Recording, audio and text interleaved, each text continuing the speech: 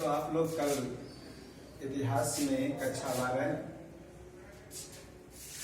Chapter 8 मनके तथा अस्थियां के बारे में कुछ इंट्रोडक्शन सुना था। आज उसके बारे में थोड़ा विस्तार से हम लोग पढ़ेंगे। क्या है ईंट क्यों कहा गया, मनके क्यों कहा गया, अस्थियां के बारे में क्यों कहा गया।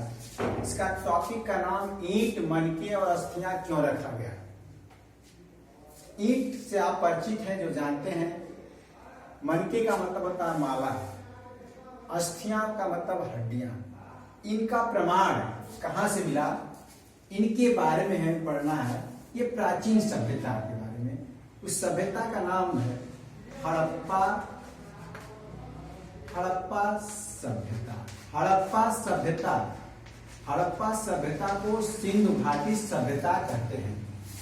हड़प्पा सभ्यता को कल जैसे आपको बताया गया था, हम बताए थे कि हड़प्पा सभ्यता को सिंधु घाटी सभ्यता को हड़प्पा सभ्यता के नाम से क्यों जानते हैं।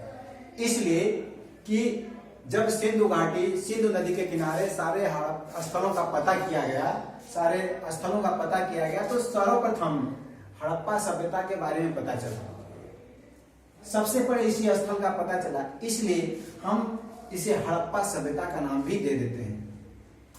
अब ईंट के साक्ष्य प्राप्त हुए हैं इन सभ्यता का मतलब है भौगोलिक फैलाव, किसी संस्कृति का भौगोलिक फैलाव। ये सभ्यताओं से जो विभिन्न प्रकार स्थल पता चले, उनमें ईंट के साक्ष्य मिले, मनके के साक्ष्य मिले, अस्थियों के साक्ष्य प्राप्त हुए। इन हम प्राचीन सभ्यताओं के बारे में जानेंगे। इसके पहले मैं आपको एक बात बता देना चाहता हूं कि हम कैसे यहां तक पहुंचे। पहले क्या था, पहले जब हम मनुष्य था, पहले मनुष्य पत्थरों से परिचित था, जिसको पाषाण काल के नाम से जानते हैं। पाषाण काल को 3 भागों में बांटा गया है। पूरा पाषाण काल, मध्य पाषाण काल, नवपाषाण काल। तब मनुष्य का ये विकास का क्रम है। पूरा पाषाण काल में मनुष्य बिल्कुल अनभिज्ञ था, वो झुंड में रहता था, खाना बदोश था, केवल खाने के लिए इधर उधर घूमता था। फिर हथियार बनाने के उसके पास वो नहीं थे, पत्थरों से शिकार किया करते थे।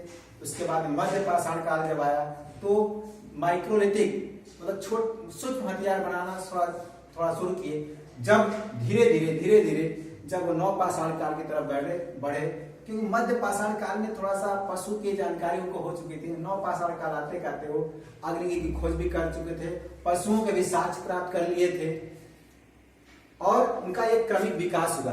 फिर उसके बाद ताम्र काल आया।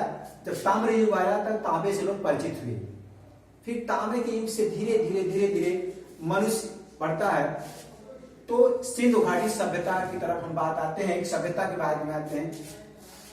अब ताम्र काल के बाद वो लौह से परिचित होते हैं। ये 1000 ईसा पूर्व में होता है। लोहे से जब परिचित होता है, जब लोहे से परिचित होते तो क्रांति आती है।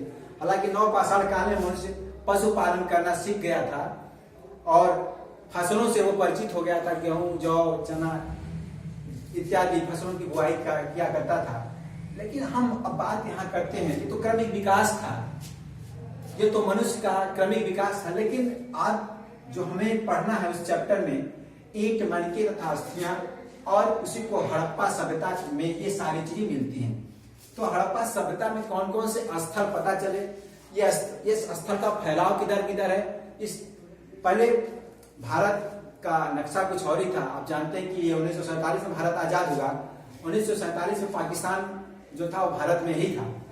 तो इनका जो फैलाव है, जो सभ्यताओं का फैलाव था, ये चारों तरफ था त्रिभुजाकार में। जैसे देखिए उत्तर में देखते हैं मांडा है, जो जम्मू कश्मीर में स्थित है, चिनाब नदी के किनारे। हम दक्षिण में आते हैं तो दैमाबाद जो महाराष्ट्र में स्थित है, ये प्रवर नदी के किनारे स्थित है। आलमगीर में आते हैं मेरठ जो पूर्व में स्थित है, हिंडन नदी किनारे। मेरठ कहां पड़ता है, यूपी में पड़ता है। पश्चिम की बात करते हैं, पश्चिम में सुत्का गंडोर है, जिसको जो बलूचिस्तान में पड़ता है। ये प्रांत पाकिस्तान में है वर्तमान में। ये इसका फैलाव है, इस सभ्यता का फैलाव है। फैला हुआ है, ये जो संस्कृति फैली पाई गई थी, ये जब जॉन मार्शल ने खुदाई किया था उसके दौरान इन सभ्यताओं का पता चला था। ये 1863 की बात है। तब जब यहाँ रेलवे लाइन बचा, जब रेलवे लाइन बिछाना था तो खुदाई हुआ, उसके दौरान पता चला कुछ ईंट पत्थर, कुछ स्थल पता चले, तो पता चला कि कोई सभ्यता इसके अंदर दबी हुई है, उसके बारे में पता किया गया। आइए हम बताते हैं कुछ स्थलों के बारे में पता करते हैं। देखिए कुछ स्थल हैं जैसे हड़प्पा। सर्वप्रथम हड़प्पा स्थल की बात नाम इस लेते हैं। यह हड़प्पा स्थल सिंधु घाटी सभ्यता में सबसे पहला स्थल पाया गया। आप एक बात यहाँ पूछ सकते हैं कि ये सारे स्थल जो पाए गए वो नदियों के किनारे क्यों विकसित हुए?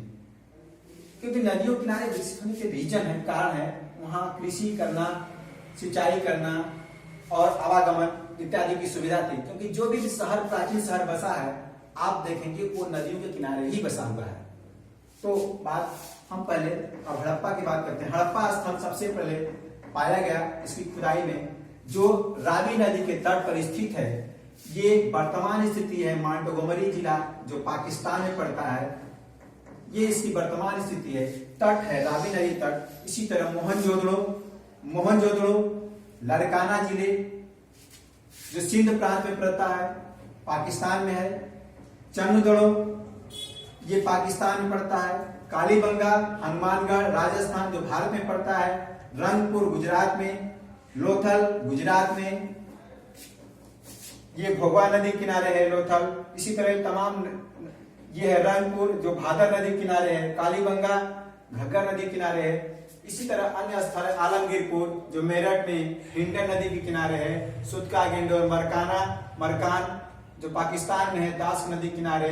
इसी तरह धौलावीरा भी गुजरात में है। रोपड़ पंजाब में सतलज नदी किनारे है। बनवाली हरियाणा। इन स्थलों से तमाम साक्ष्य प्राप्त हुए हैं, ईंट मनके और अस्थियां इत्यादि। हड़प्पा से समाधान के साक्ष्य प्राप्त हुए हैं। यहाँ से R37 के साक्ष्य प्राप्त हुए। R37 ये जो कब्रिस्तान का है जिसमें 100 पाए गए हैं। मोहनजोदड़ो का शाब्दिक अर्थ होता ही है, मोहनजोदड़ो का शाब्दिक अर्थ होता है मृतकों का टीला। यहाँ मृतकों का टीला पाएगा। मृत मतलब मरे हुए मनुष्यों के कंकाल पाया गया है, इसलिए इसको मृतकों का टीला कहते हैं। चन्नदड़ों से और मोहनजोदड़ो से कांस्य की बनाई गई नर्तकी की मूर्ति के साक्ष्य प्राप्त हुए हैं। मोहनजोदड़ो से जैसे मोहनजोदड़ो से विशाल स्नानागार, विशाल अन्नागार इत्यादि साक्ष्य प्राप्त होते हैं। यहां तक कि कहा जाता है मलेरिया के भी साक्ष्य प्राप्त हुए हैं। अभी कहा गया है, अभी कैसे पता था कि उसमें मलेरिया के साक्ष्य, लेकिन वहां जो महामारी आई थी, जो मरे हुए थे, जो सावधान ढेर मिले हुए थे, जो कंकाल मिले हुए थे, उसके आधार पर वैज्ञानिकों ने तर्क लगाया है कि वहां से ऐसा प्राप्त हो। चन्नदड़ो से मनके बनाने के कारखाने मिले हैं। मनके बनाने के कारखाने, मनके में हमने बताया कि माला होता है। और कालीबंगा से जोते हुए खेत के साक्ष्य प्राप्त हुए हैं। सीता यानी कुंड प्राप्त होते हैं। कुंड मतलब हल के निशान। कालीबंगा का शाब्दिक अर्थ होता है काली काली चूड़ियां। रंगपुर जो रंगपुर जो गुजरात में स्थित है, कालीबंगा राजस्थान में है। ध्यान दीजिएगा, कालीबंगा राजस्थान में है, भादर नदी के किनारे। ये रंगपुर है और ये कालीबंगा जो है घग्गर नदी के किनारे है। अब रंगपुर से धान की भूसी के साक्ष्य प्राप्त हुए जो गुजरात में स्थित है, भादर नदी किनारे। लोथल से चावल के साक्ष्य प्राप्त हुए हैं। डॉकयार्ड यानी जिसको बंदरगाह कहते हैं के साक्ष्य लोथल से प्राप्त हुआ है, यानी पहले से विकसित था। लोथल गुजरात में स्थित है, ये पहले से ही बहुत काफी विकसित था। अब इसके बारे में जान लीजिएगा। लोथल से क्या प्राप्त हुआ है? चावल के साक्ष्य। रंगपुर से क्या प्राप्त हुआ है? धान के भूसी। ये कहां से है? ये कहां किस नदी के किनारे स्थित है? लोथल भोगवा नदी किनारे पर। रंगपुर कहाँ है? भादर नदी किनारे। ये दोनों स्थल गुजरात से है। एक और स्थल यहाँ है धौलावीरा का नाम है, हम थोड़ा दूर लिख दिए। ये धौलावीरा भी गुजरात में स्थित है। जो कच्छ जिला में पड़ता है गुजरात के, ये भारत के स्थलीय है। हम आते हैं आलमगीरपुर मेरठ में है, जो इसमें बहुत ज्यादा साक्ष्य की बात नहीं, हिंडा नदी किनारे है, सुदका गेंडोर मरकान दास नदी किनारे है, धौलावीरा कच्छ जिला के किनारे है, और कच्छ जिला गुजरात भारत में पड़ता है, कच्छ जिला में ही स्थित है। रोपड़ पंजाब में जो सतलज नदी किनारे है, बनवाली हरियाणा में पड़ता है। ये सारे स्थल है जो सिंधु घाटी सभ्यता के बारे में, उनके फैलाव के बारे में बताते हैं। सारे जितने भी साक्ष्य प्राप्त हुए हैं इन स्थलों से प्राप्त हुए हैं। जैसे कि हमारे प्राचीन सभ्यताएं हैं, आप देखे होंगे कि चीन की सभ्यता, मिस्र की सभ्यता, मेसोपोटामिया की सभ्यता। मेसोपोटामिया को वर्तमान में इराक के नाम से जानते हैं, वर्तमान नाम इराक है। मेसोपोटामिया के समकालीन हमारी एक सभ्यता है, जब पता चला तो कि हमारी एक सभ्यता है जिसको हम सिंधु घाटी सभ्यता या इंडस वैली सिविलाइजेशन के नाम से जानते हैं। तो ये वर्तमान स्थिति में पता है आपको हो गया होगा कि ये सारे ईंट मनके पर अस्थियां, ईंट के साक्ष्य यहाँ से भी चंदनों से मिले हैं, वक्राकार ईंट मिले हैं। अस्थियों के साक्ष्य कार्य बताए, अस्थियों के साक्ष्य मोहनजोदड़ो से मिला है, हड़प्पा से भी मिला है। मनके बनाने के कारखाने चंदनों से मिला है, मनके बनाने के कारखाने चंदनों से मिला है। लोथल और कालीबंगा से जानते हैं, हमन कुंड के निशान मिले हैं। बनवाली जो हरियाणा में है, ये यहाँ से हल के निशान मिले हैं, हल के खिलौने मिले हैं। हल के खिलौने बिल्कुल ऐसे बने हुए हल के खिलौने बने हुए हैं। ये प्रमाणित करता है, क्योंकि कोई खिलौना अपने मन से नहीं बनाया होगा, ये ऐसा कोई हथियार रहा होगा जो उनके दिमाग में बात आई होगी। इससे बात से प्रमाणित होता है कि जो खिलौना हल के निशान की आकृति का मिला, लोग उस समय परिचित थे।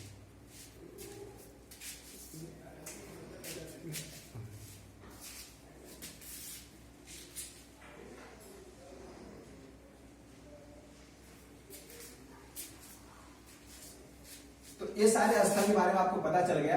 कल हम लोग डिस्कस करेंगे, कल और बारे में करेंगे इसके अलग अलग विस्तार के बारे में। एक एक हेडिंग को हम लोग उठाएंगे और एक एक बारे में हम लोग विस्तार से इसके बारे में नोट्स भी देंगे आपको और बताएंगे।